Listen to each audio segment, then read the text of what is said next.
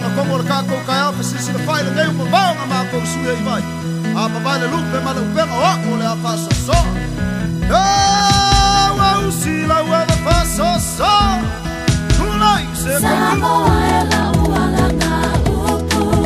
E mama ela taba e yona fulu. E abantu ai se pautu anga. Tau fi maulau anga nuu. Atau nuu ni malo. Le au manga wa tau fai mio.